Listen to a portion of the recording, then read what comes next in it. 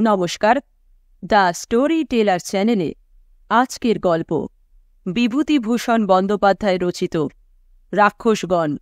গল্প পাঠে আমি অনিন্দিতা। বিপত্তিক হবার অল্পদিন পরেই সুরেশ সিনেমপুর স্টেশনে বদলি হয়ে গেল। মাঠের মধ্যে ছোট্ট স্টেশন, নিকটের লোকজনের বাস খুবই কম। রেলের কোয়ার্টারে বড়বাবু পুত্র পরিবার নিয়ে বাস করেন। কিছু দূরে একটা ছাত্রবৃত্তি স্কুল আছে। তার শিক্ষকগণ স্কুলের নিকটেই একটা বড় আটচালা ঘরে মেস করে থাকেন। এছাড়া বড় একটা বসতি নেই। বিকেলে ট্রেনখানা রওনা করে দিয়েই সুরেশ স্কুল মাস্টারের মেসের বাসায় তাস খেলার আড্ডায় যায়। সন্ধ্যে 7টার সময় ডাউন যাত্রী গাড়ি আসবার পূর্ব পর্যন্ত সেইখানেই থাকে। পরে খানিকক্ষণ স্টেশনের কাজকর্ম করবার পর রাত্রি 9:30টার শেষ গাড়ি রওনা করেই নিজের কোয়ার্টারে ছোট্ট ঘরটিতে ফিরে এসে ওবেলার রাখা বাসি রুটি তরকারি খাওয়ার পরে সারাদিনের কর্মক্লান্ত শরীরটাকে নিঃসঙ্গ শয্যায় লুটিয়ে দিয়ে আপন মনে কত কথা ভাবে। ব্রাঞ্চ লাইনের স্টেশন, রাত্রে আর ট্রেন নেই। জানলার বাইরে খোলা আকাশটা নক্ষত্র ভরা। একটা মাদার গাছের ডালপালা গরাদের গায়ে এসে ঠেকেছে। মনে পড়ে মৃত্যুর পূর্বে নলিনী তার হাত নিজের দুখানি রোগজীর্ণ দুর্বল হাতের মধ্যে নিয়ে হাসি মুখে বলেছিল, আমার একটা কথা রাখবে লক্ষ্মীটি, ফের বিয়ে করো। কথা রাখবে ঠিক? বলো।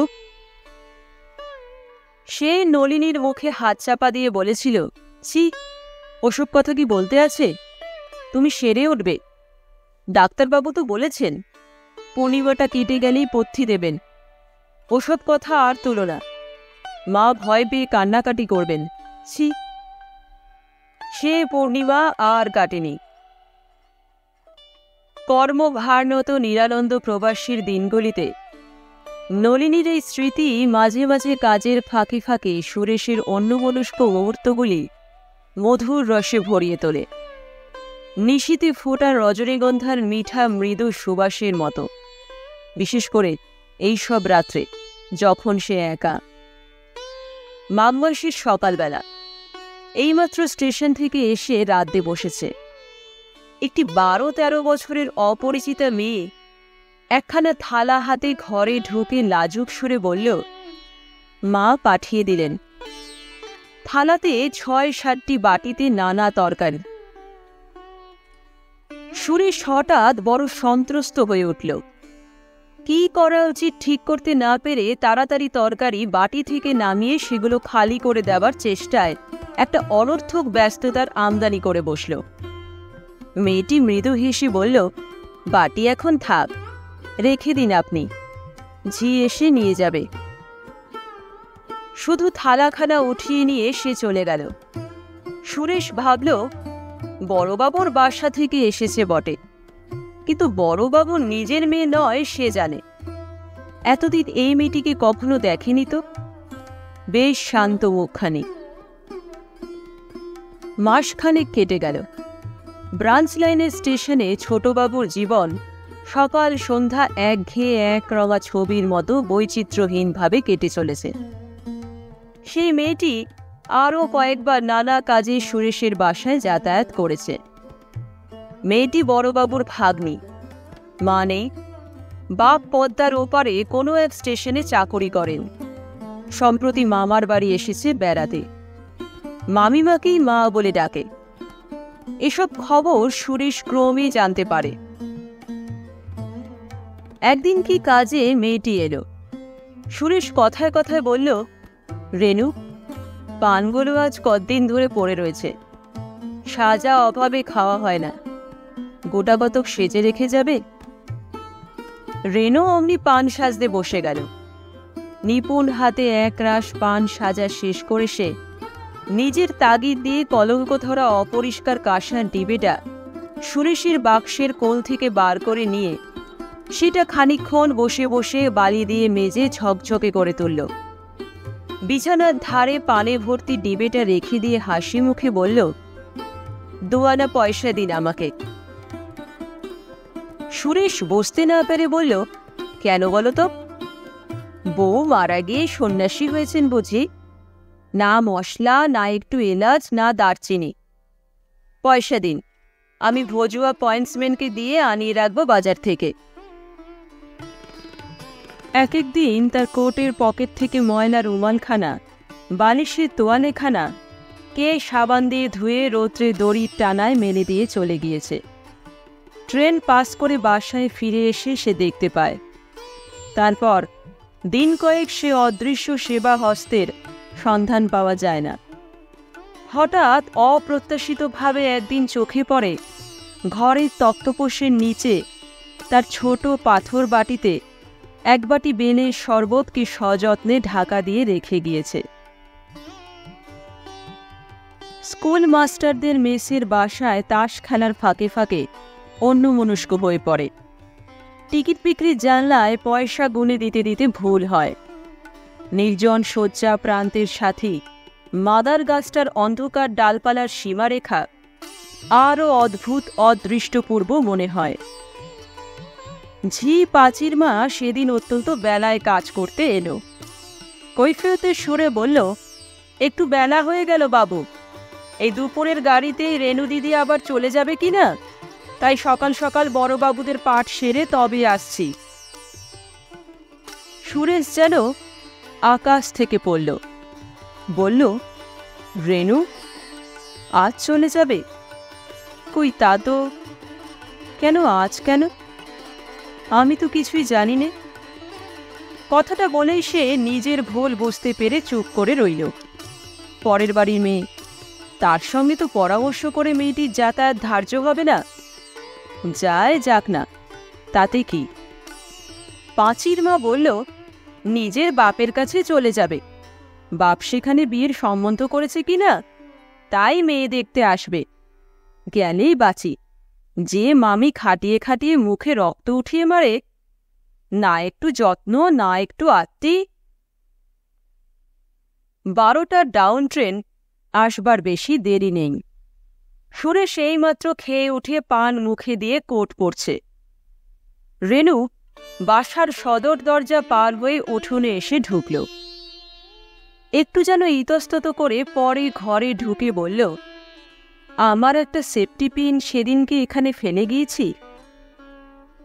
সুন্দর করে চুল বাঁধা, পরনে খয়েরি রঙের জমির ওপর প্লেন জরির কাজ করা ছেলে মানুষের মতো শাড়ি, গলায় সরু চেনহার, একরাশ ঘন কৃষ্ট চুলে ভরা শান্ত মুখ।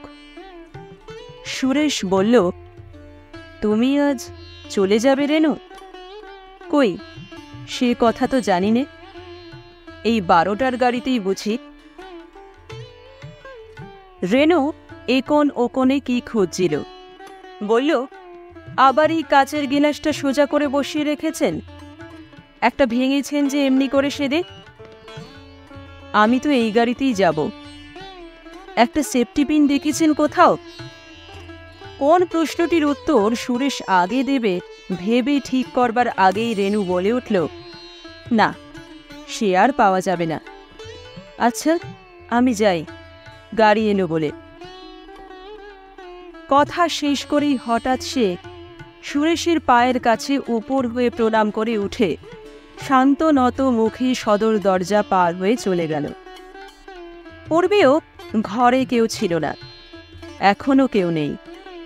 তবুও সন্ধ্যার ট্রেনখানা পাস করে দিয়ে বাসায় ফিরে এসে সুরেশের মনে হল সব খালি, কেউ কোথাও নেই। ঘরের আসবাবপত্র শূন্যতায় ভরা।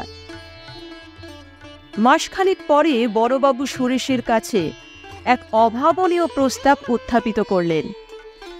সে তার ভগ্নিপতির স্বঘর, বিশেষত রেণু মেয়েটিকে সে অবশ্যই দেখেছে।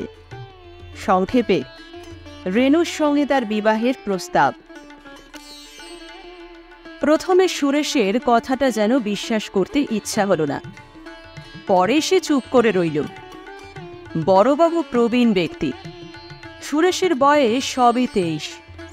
সুতরাং বড়বাবু সুরেশের সঙ্গে এই বিষয়ে এর বেশি আর কোনো কথাবার্তার আবশ্যক দেখলেন না। তার কাছে ঠিকানা জেনে নিয়ে তার জ্যাঠামশাইকে পত্র দিলেন। বিবাহের যোগাযোগ ও অন্যান্য কথাবার্তা চলতে লাগল। ইতিমধ্যে সুরেশের জ্যাঠামশাই রেনুর বাপের কর্মস্থানে পাত্রী দেখে এসে সুরেশকে ও বড়বাবুকে জানালেন, পাত্রী সুন্দরী, তাদের খুব পছন্দ হয়েছে। সামনের মাসে এই শুভ কাজ সম্পন্ন হয়, এই তার ইচ্ছা। শীঘ্রই কিন্তু একটু গোল বেঁধে গেল। উভয়ে ঠিকুচি কোষ্ঠী মেলাতে গিয়ে দেখা গেল মেয়ের রাক্ষসগণ, মিলনের বহু বাধা। নক্ষত্ররা সব তির্যক গতিতে অবস্থান করেছেন। বিবাহ অসম্ভব।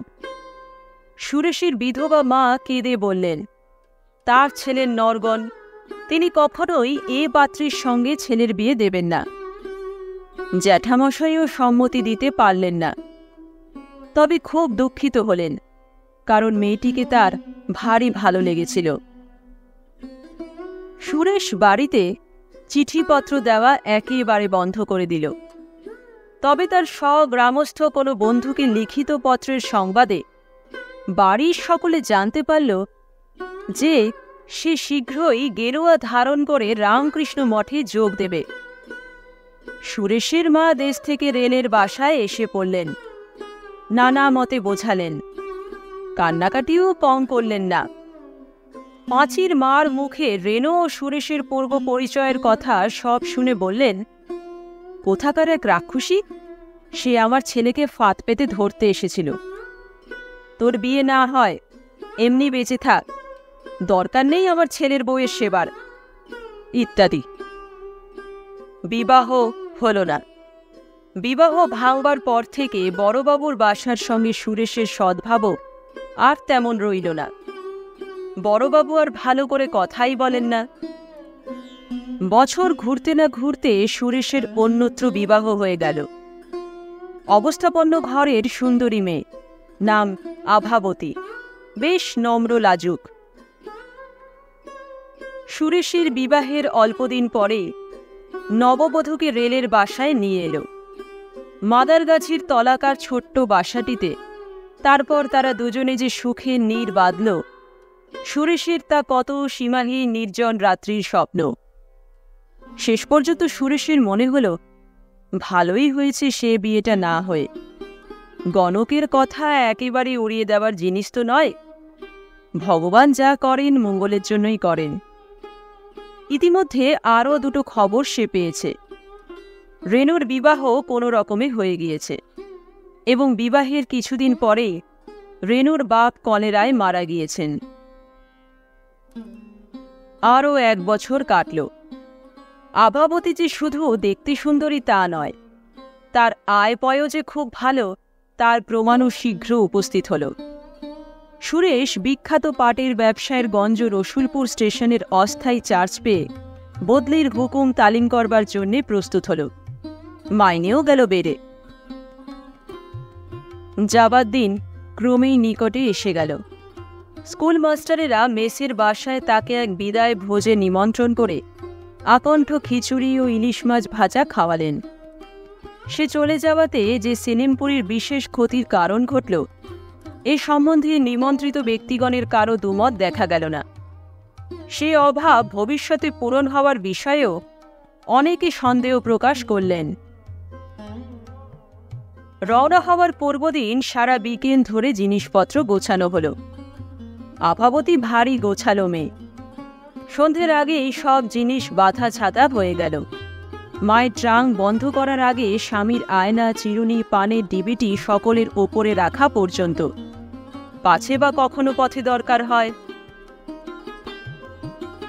সকাল 9:30টায় ডাউন যাত্রী গাড়ি স্টেশনে এসে লাগল। ছোট্ট স্টেশন, বেশিক্ষণ গাড়ি দাঁড়ায় না।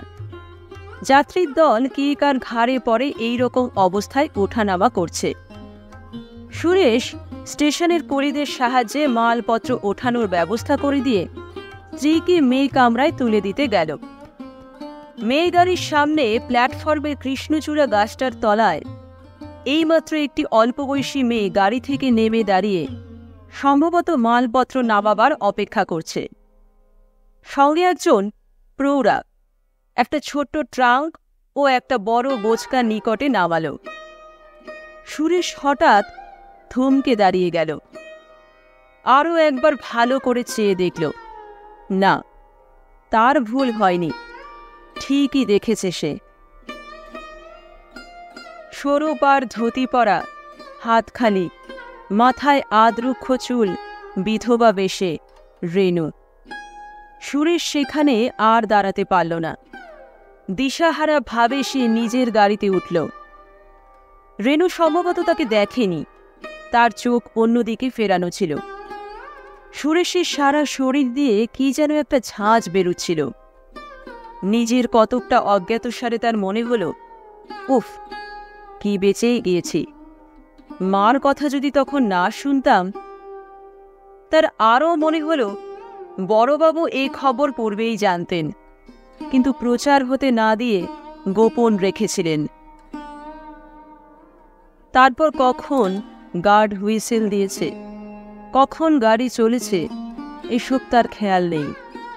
কৃষ্ণচূড়া গাছের সামনে আসতে এসে চেয়ে দেখল, প্ল্যাটফর্মের পূর্ব দিকে তারের বেড়ার ওপরকার খিলান বসানো পাকা ধাপ ডিঙিয়ে আগে আগে মালপত্র হাতে ভজুয়া পয়েন্টসম্যান, পেছনে প্রৌঢ়াটি ও সর্বশেষে নম্রমুখী রেণু বড়বাবুর কোয়ার্টারের দিকে চলেছে।